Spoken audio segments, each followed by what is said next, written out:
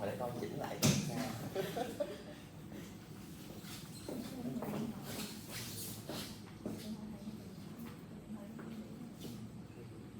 Không phải bữa giờ mình chụp bên đây là nó consistent luôn á. Ồ vậy là mai hay là chứ không? Mai rồi đúng không? Rồi, vậy mai lớp nó mặc đồ đẹp nha.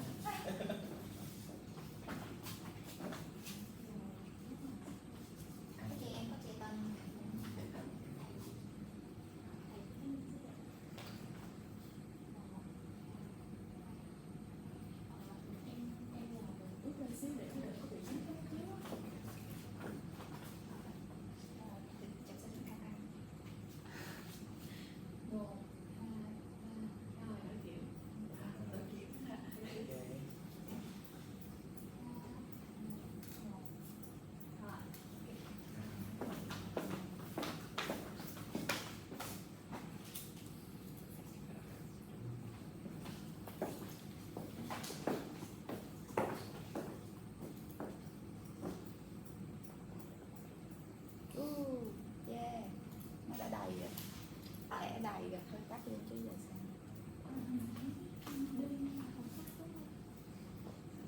Biết chị lên chị thấy nó tắt rồi. Chị lên là chị thấy nó tắt nó quay, giờ thẻ nó đầy rồi. Nãy là nó quay camera rồi nhưng mà giờ thẻ đầy rồi.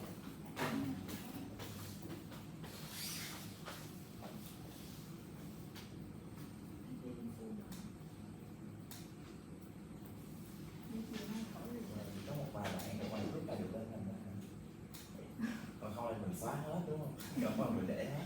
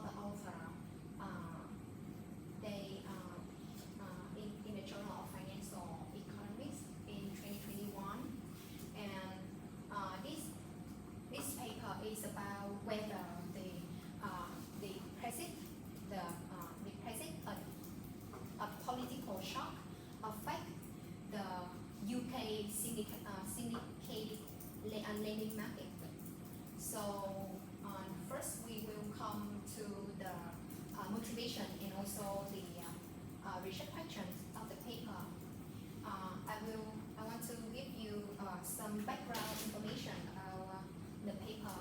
So first, Brexit vote is a referendum in which the UK vote to leave the EU or European Union on June 23 in the year 2016, and it is kind of unexpected political shock because people thought that almost the citizens will not agree to leave the EU, but after the Brexit vote, they resolved the opposite. And and after this shock, there are some consequent macroeconomic figure. They observed that the output lost about 1.7 to 2.3 percent, and after the day of the Brexit vote, the UK CDK lending dropped about 80 value of the market, and also the stock market also decreased sharply. So and beside that, London is one of the global financial center, hosting one of the world's most international ranked markets. And the empirical descriptive shows that after the day after the Brexit vote, there decreased about 24% in the UK syndicate lending market. So that's why syndicate loans. What does it mean? This is the large corporate loan joint provided by multiple banks. That means multiple banks in the international other country which are to provide lending to the firm. So this based on the relationship also have the high cross-border character. So that's why the Brexit vote we see it as the political shock, because because the macroeconomic concern show the uncertainty in the macroeconomic. So if uncertainty firm, they will hesitate to borrow land, and then maybe the bank supply will reduce their amount to the borrower.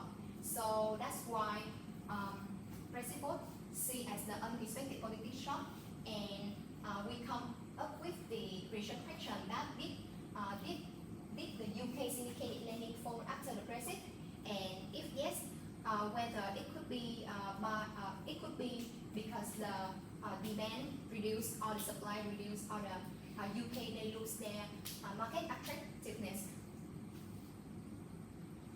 To answer this question, the author they use the data from LBC Dealscan from the in the period from 2002 to 2018 to grow the global syndicate loans. With the main window, we will focus in from 2014 to 2018. This also the period nearer to the Brexit vote in 2016. And UK market definition. In this paper, they define that any loans issued in the UK market and under UK law will be defined as the law under UK market. And some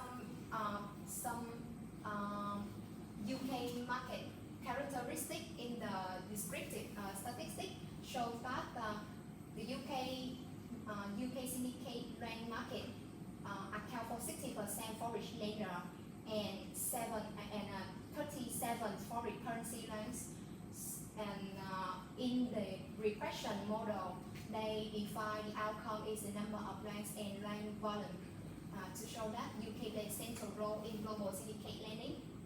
And as I showed you before in the motivation, the identification challenge here is the UK syndicate lending drop after Brexit event, but we don't know that whether it is because just because Brexit event or just because other common term or global coming global shock in that period. So the counterfactor evolution of UK lending without Brexit is unobserved. So that's why the crucial question here is, did Brexit cause a UK specific contraction in syndicated lending? And more importantly, if it did, they also need to separate the mechanism from demand, supply, and market attractiveness to see which will be the main driver of this decrease. So next will be the empirical identification strategy and result of the paper presented by Ms. An. To answer the question, so the authors do two steps of empirical strategy. First is the using of different to answer the question, did the lending in the UK fall partially after the Brexit relative to the other markets? And for here, the control for the output is the number of loan and support by another for the loan amount. And for here, the control for the market feedback and the time feedback. And the key identification assumption here is the parallel retrend across the market, so they can build a different analysis. And yes, and in here they will compare the output between the UK and the UK market, and before and after referendum. Yeah. And the next step, because why we have next step, because the first person also want to confirm that having any causality between the reducing in the UK market, the lending in the UK market, and with the Brexit shock. And the next question is for why the phone or specific for the channel. So they use the extended Bayesian framework by controlling more on the demand, supply, and also the market attractiveness here. So the simple intuition is that if the UK market the loan is reallocated away from the UK market after Brexit. So even if they control on the foreign demand or the bank supply or another currency or something, so the coefficient must be unchanged. Also, if the result having any change, having any reduce, so another will be driving the result.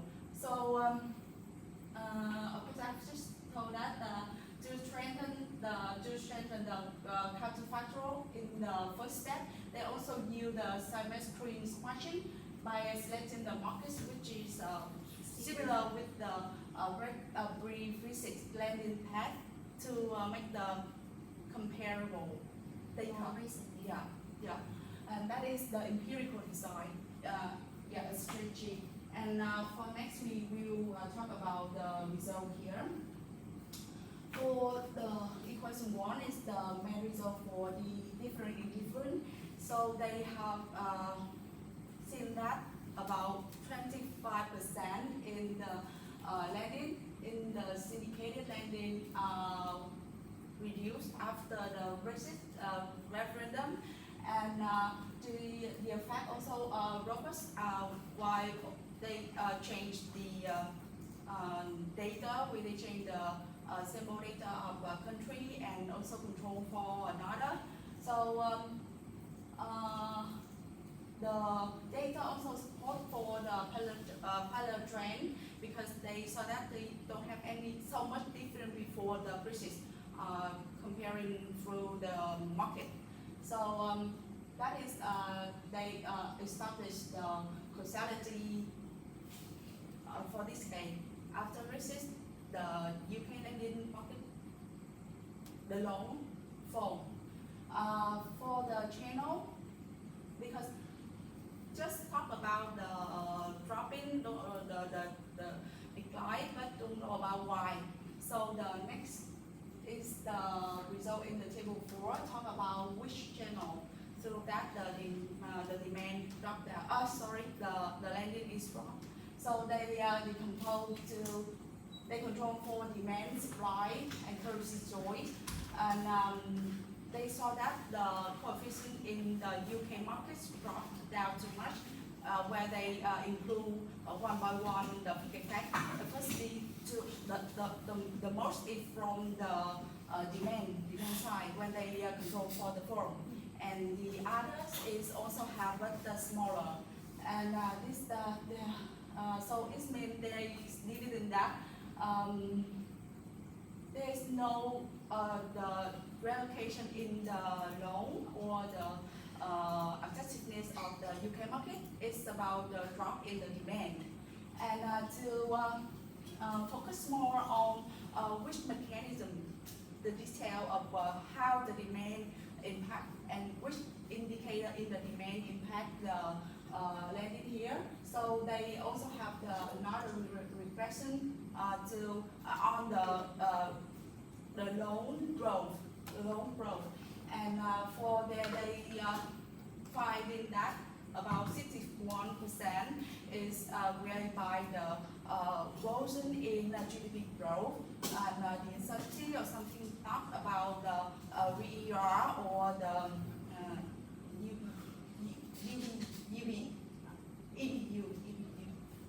Not about mainly it's driven by the GDP growth is erosion, and yeah. So the demand is weakness is associated with the lower GDP expectation in the UK and the higher uncertainty. And before taking any conclusion, we want to talk about what the author claim and do not claim. And for here, the author don't want to argue that the shock is impact in the long run. They focus on the short run, and they said that when facing with the political shock, like the Brexit referendum, so the demand, the lending will be dropped, but it's not because of the market attractiveness losing or another, but because the corporation, the firm reduce their demand, not because of the supply or the attractiveness. And for the long run, they did not refuse that the political shock will impact in the long run. So that's all about the content of the paper that our group want to share with you today. And so I also come up with another result in the regression table. So if you have any questions, so we feel free to ask so we can verify more. Yeah. Okay, perfect. Thank you. Thank you very much for the insightful explanation. Okay, so now I'll open the discussion table or the round table to the audience. Do you have any questions to listen to your presenter so far? I want to add, stress something here that the model here has followed the different method, and also you can use this graph to easier to illustrate. Yeah. And the control root here is in the UK market, and they use the switch it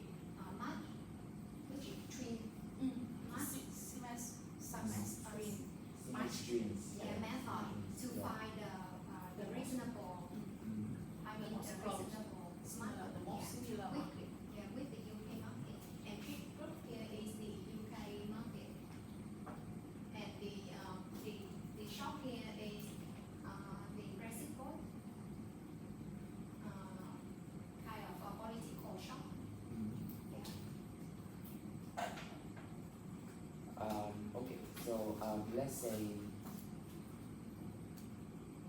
for this type of data they are using, if I get it correctly, they do not use the bank information or firm's information, but they use the market No, data, right? actually, the data. Yeah.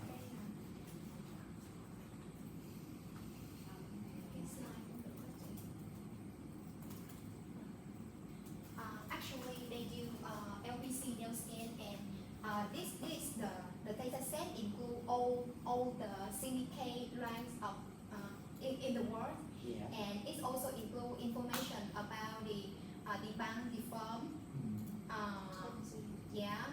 and also the free and other information relating to this the bank. Okay. And let's say I'm trying to understand the settings used together. So for each loan, let's say issued under the UK law, Yeah. they find one control, right? Yes. That and that type or that control loan is issued in another country, or it is also in the UK, but from a non-UK issuer. You mean the location that they issue?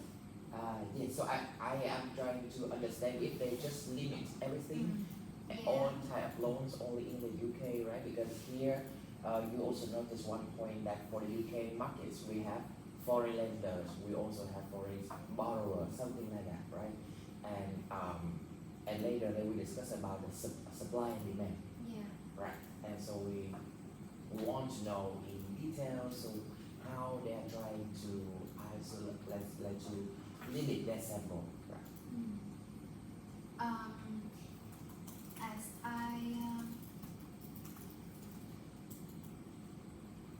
I showed in the paper that they haven't mentioned about the location. They just define the land that belong to UK markets if the land is under UK law. Yeah. Okay, I see. So, then, And because the location, I think that because the bank we should also fix the effect for the bank country, yeah, and also we also have to fix effect for the country of the firm, yes, yeah, and they define the firm, the country of the firm based on the parent,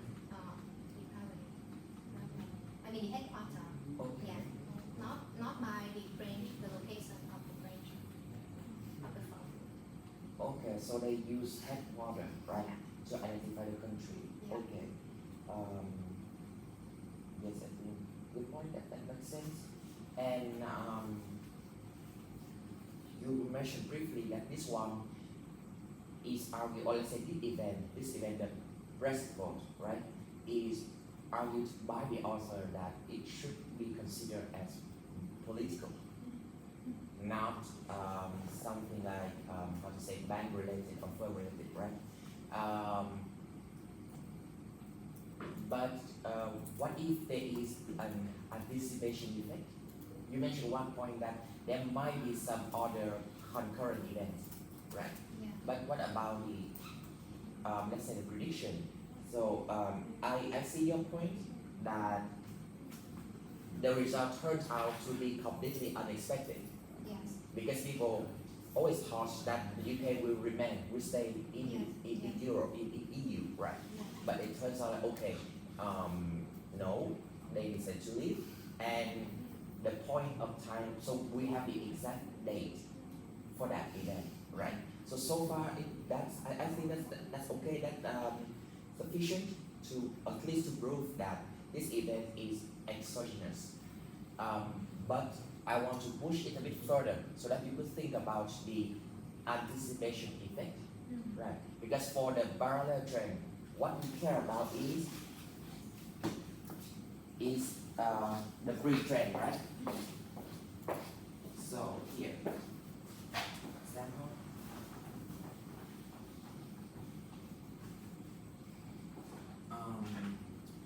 So this is a perfect case already. And they are trying to prove this will be exogenous. That's totally fine for me too. But later, if you plot the trend, right? Also, maybe you just write here, press it, right?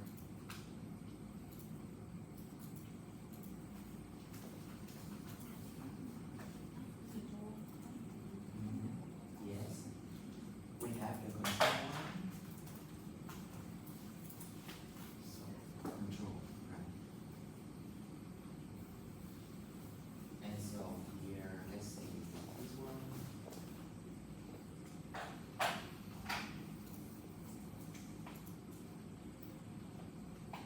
So this one is parallel, right?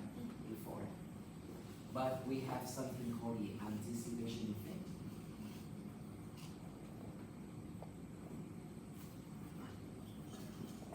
That means the treatment before the policy, they already witnessed, let's say, some changes, right?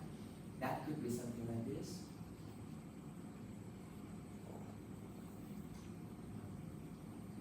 To make it comparable with that one.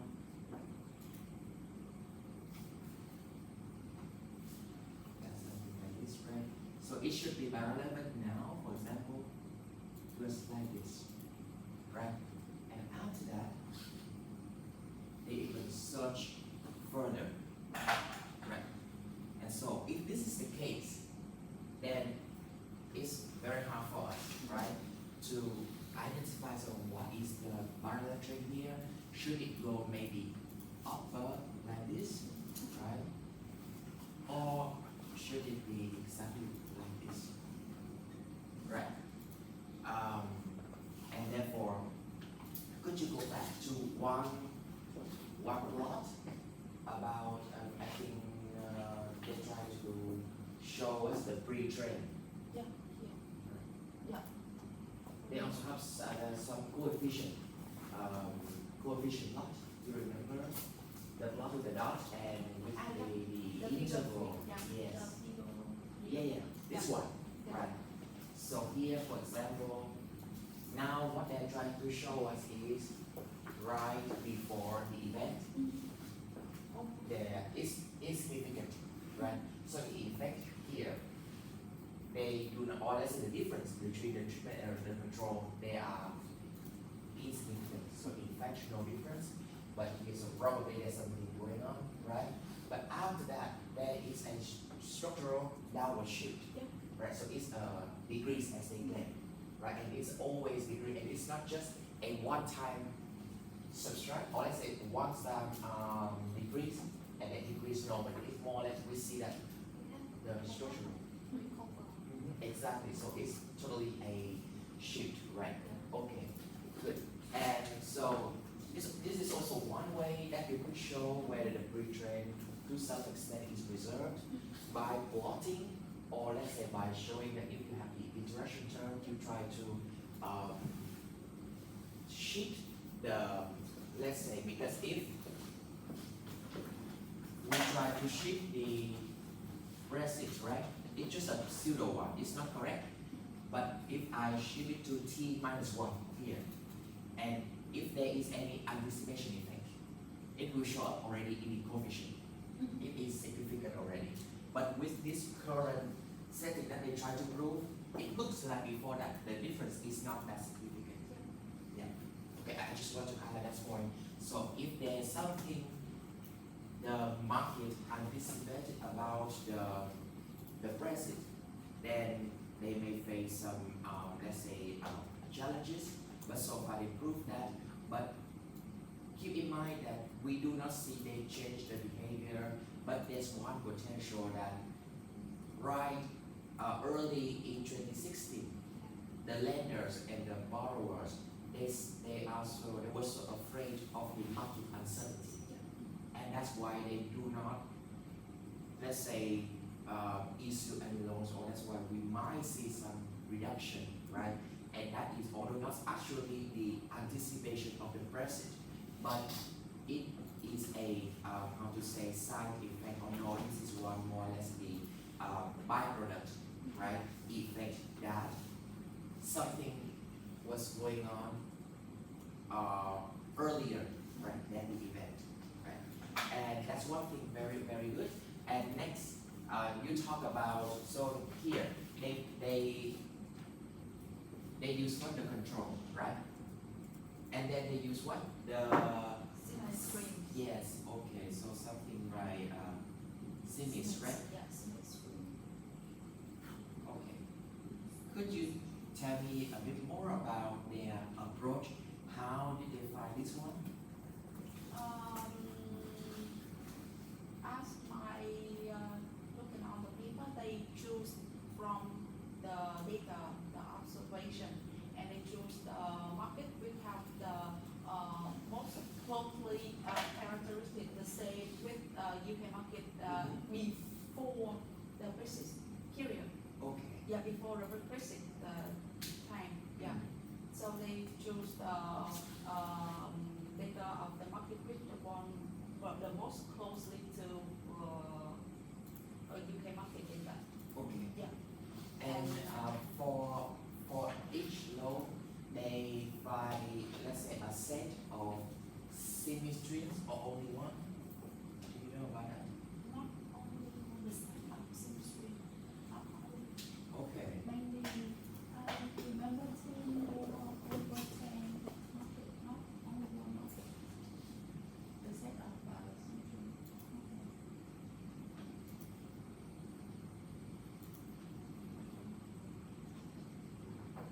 Yeah. 10 country as the 10. 10 country as counterfactual. So that means here they group it at country level in all.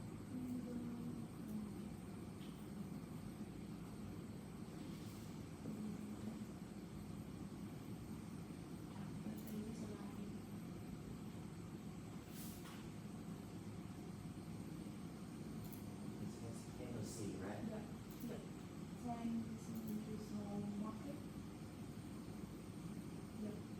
Okay. So previously for example, for panel B, right? They use only European civic loans, right? For let's say as a control group. And next they limit, but not only in Euro. Yeah. They select among all countries across the globe the best 10, right? Okay, good. So 10 countries, right?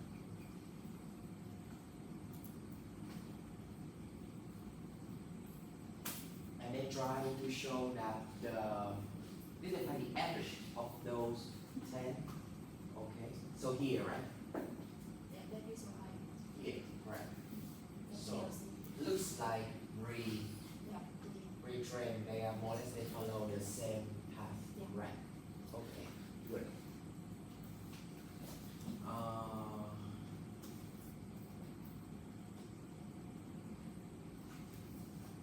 Did you mention something about the synthetic control? Do you see that? Let's say keyword in the paper. Because, yes.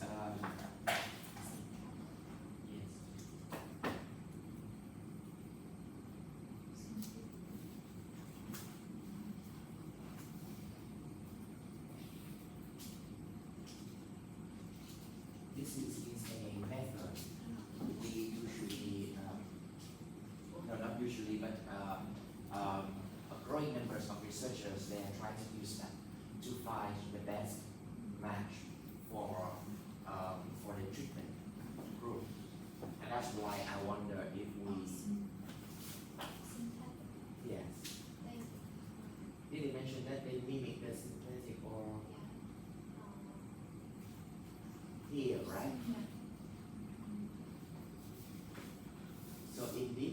trying to use, and because that's why I was just curious why they call this one like symmetry, but I guess they apply this method, right, to create this one. And I will make use of this chance to briefly tell you how they're going to do this one with this method. So, synthetic control group. More and more researchers are trying to apply this approach to identify the best match for the group that they want. But usually there are two ways. First, they could find the synthetic control for each firms or each unit in, let's say, you have to draw again. Then you get it. So this is our ISO.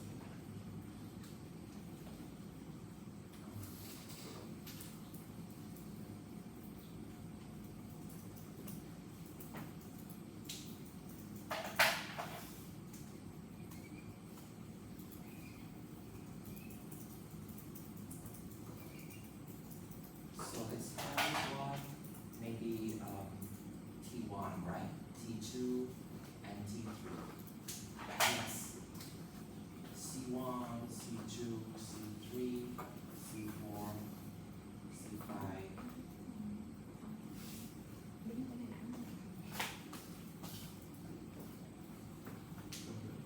Okay, let's see. And as you also noticed in the previous graphs that although they try their best to create a mimic, right, a synthetic control group or the synastry, they are not exactly the same as the treatment, right? It looks the same, the path looks the same, but still there's sometimes almost impossible to do that. Why is the case? We have to see some difference between the two groups, because first, for each T1, right? Let's say, and we have so maybe a few years, right? This is T0, and in our case, let's call it the present time, right? 0, minus 1, minus 2. Next, 1 and 2. This is a simple case, right? What researchers are trying to do when they face or when they aim to create a reliable, comparable control group is to either find the best match, right? Previously, we know that, for example, for T1, I would pick only maybe C7, right? So, maybe T1 and C7. Then T2, T3, right? Let's say C4, C5, right? But still, when we look at the patterns, so probably for each group, for each pair, the difference are still significant or are still large in some year. Probably there's the case that you may see, if we just plot it, right? For example, for the case of the treatment, so we have something like this. So here T0, they might look quite okay, right? Quite similar. But when we look at a previous year in the past, the control, for example, was so high, but then it reduces, and it follows this path. And if someone who is conservative, they will say that no, there's something wrong with this control, because what really made them reduce from the beginning, right, and then increase? If we just ignore it like this until it looks very parallel, right? But when we look at a longer, let's say time, back to the, let's say street, then there probably some movement. And that's why they say that if we find one perfect control for each single treatment, that might not be optimal. And they're trying to say, okay, now instead of finding only one control for T1, I will just find some combination that might be not only C7, but maybe C7, C3, and C2, right? And for T1, also, sorry, T2, that depends very much on how they limit. They say, okay, maximum 3 controls or maximum 5, something like that. That could be, let's say, C1 and C4, right? And here T3 maybe C6, C5, and C1. And in this case, C1 could play a role of control for more than one treatment, right? And remember yesterday I asked you whether one firm can be controlled for only one treatment or more than one treatment firms. That's very crucial because probably if we allow one control to be the control firm for multiple treatments, the results might be oversimplified, or maybe we just ignore the variation, right? And after we select a few candidates, we will try to put some weight on the value across the years. And what we try to do is now the synthetic control really perfectly, let's say, match this one, right? But it's not exact match because imagine you apply maybe the weight of 20%, right? 30%, and what else? 50% of C2, right? For some years, they look exactly the same, but some other year, because we have to keep the weight constant across the year, so probably we have to allow for some variation in some year, but to some extent, the past now match much better than only using one, right? So this is one way we could do the synthetic control. Another way one could do, and I think people are prone to, let's say, use that, is that now I don't care about those treatments. Because what we want when we run the regression is we do not look at one single firm, right?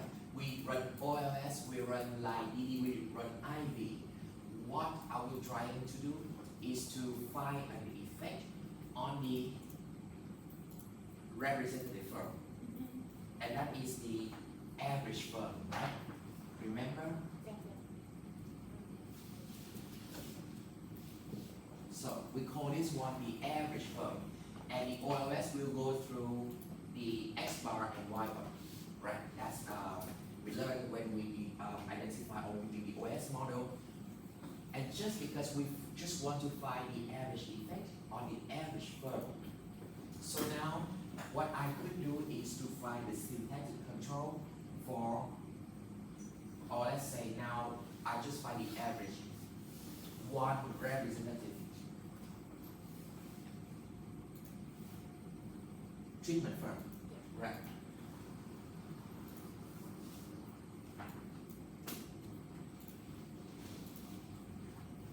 So now we have only one representative treatment firm.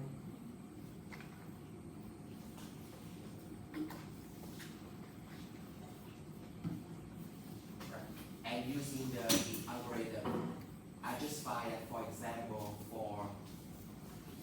that means now for this one representative treatment firms, we only find the average, right, or like the weighted average across the year for the treatment.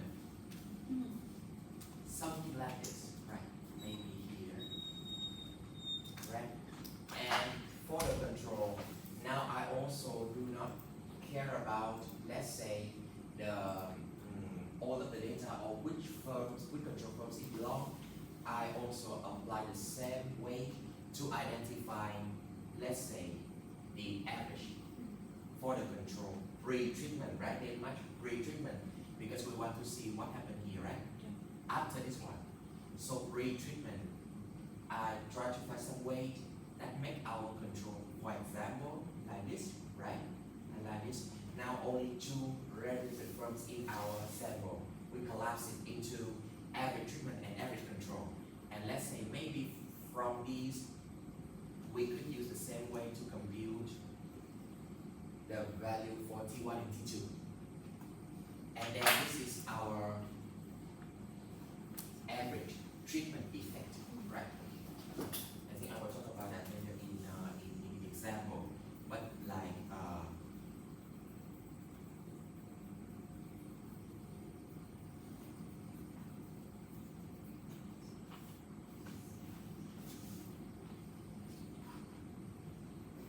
or later we also have delayed, right? Local average treatment effect depending on how we identify the windows. We look at this one, but basically these are the two methods or two approaches. We could use the synthetic control approach to, let's say, compute to comprise one reliable and comparable control groups for the treatment. Yeah. Okay, so very good. Is there any other question for your presenters? I think this paper is quite good, right? So they try to combine a lot. They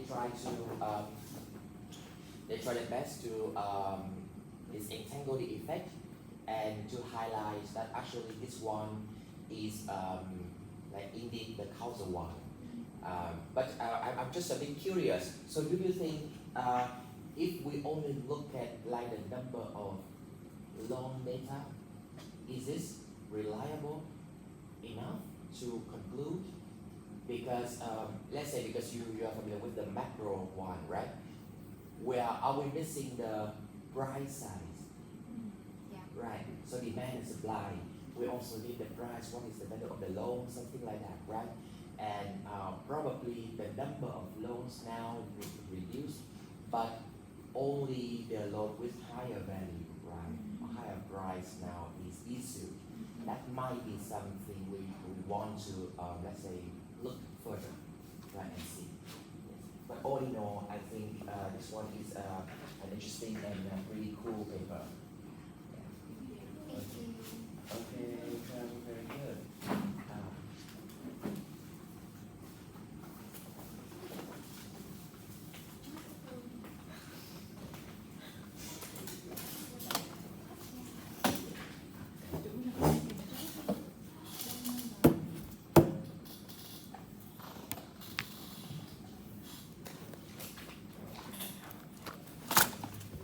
So I suggest we have a 10-minute break.